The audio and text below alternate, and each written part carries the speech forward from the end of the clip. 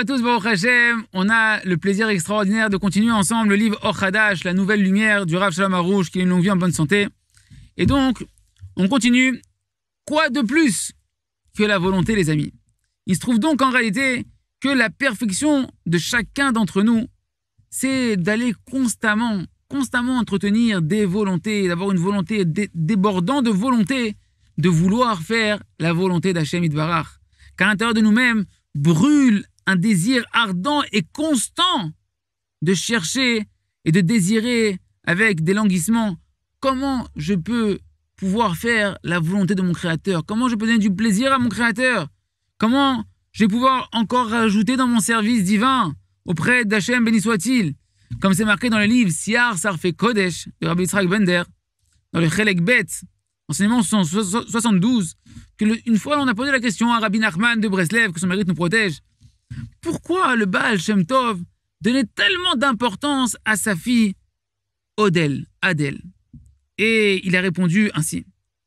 Parce qu'en réalité, toute la journée, la fille du Baal Shem Tov, elle marchait avec des désirs envers Hachem Yitbarach, béni soit-il. Et elle s'est posé la question, qu'est-ce que je peux encore ajouter? Qu'est-ce que je peux faire pour donner du plaisir à Kadosh Baruch Hu, béni soit-il?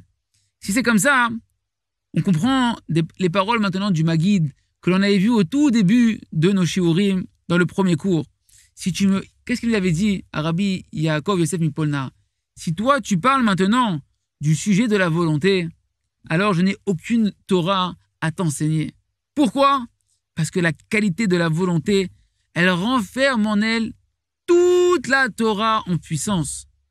C'est ça le grand principe de la Torah, les amis.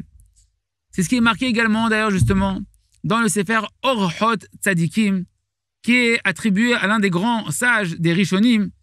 Et donc, ce livre de pensée juive extrêmement connu nous dit dans le chapitre qui s'appelle La porte de la volonté, on va voir un petit extrait là-bas de ces paroles qui sont très très fortes.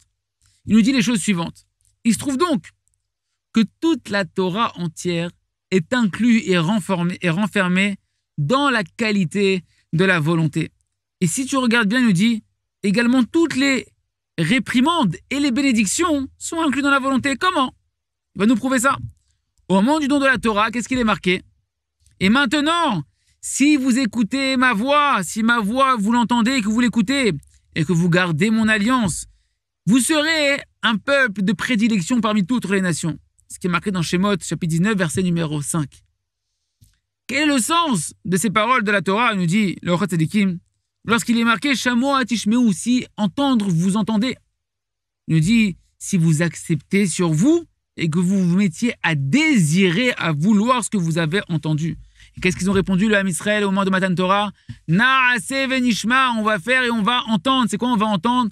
On va désirer. On désire Hachem faire ta Torah. Pas simplement l'entendre, on veut la désirer. On va la désirer. Et ça, c'est vrai pour le don de la Torah. Mais c'est vrai également pour les malédictions terribles qui sont marquées dans la Torah Akdosha, dans le Sefer Devarim, chapitre 28, verset numéro 15. Quels sont les propos qui introduisent les malédictions que Dieu nous en préserve? C'est marqué ici maintenant, vous n'écoutez pas la voix d'Hachem, votre Dieu, de garder et de faire toutes ces mitzvot et ces préceptes. Le Orchot Tzadikim vient et nous change maintenant la traduction. Il nous ramène également d'abord la bénédiction. Au moment de la bénédiction, comment c'est marqué?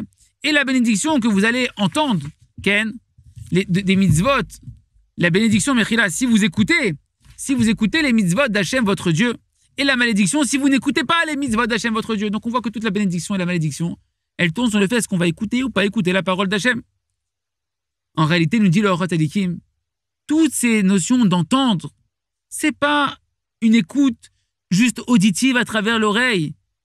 La volonté profonde d'Hachem, c'est que l'on désire accomplir ce qu'on va entendre. Et donc tu vois que toute la Torah, la réception de la Torah, les bénédictions, les malédictions, tout dépend de est-ce que tu veux ou pas servir Hachem ton Dieu. C'est ça la conclusion qui sort de ces paroles saintes du Orchot Tzadikim, que d'écouter la parole d'Hachem, le sens qu'on veut dire ici, c'est de vouloir ce qu'Hachem il veut pour nous. Il se trouve donc que toute la Torah, les prophètes, et en réalité quand ils sont constamment en train de nous éveiller à nouveau, chacun d'entre nous, à écouter la parole d'Hachem, à entendre la parole d'Hachem, l'essentiel de leur intention, c'est que l'homme se mette à désirer ce qu'Hachem veut. Et ainsi, le Orchot Tzadikim conclut ses paroles en disant une phrase extraordinaire sur laquelle on va s'arrêter pour aujourd'hui. De tout cela, on peut savoir, nous dit le Hatzadikim, que la qualité de la volonté est extrêmement élevée et que toute la Torah est inclue dans la qualité du Ratzon, de la volonté. Béat Hashem, qu'on puisse avoir le mérite de continuer à approfondir ce livre qui va nous donner tous les secrets, comment faire jaillir cette puissance de la volonté et comment la faire passer du potentiel au concret pour réussir tout ce que l'on a à réussir. Béat Hashem, à très bientôt. Kol Tov.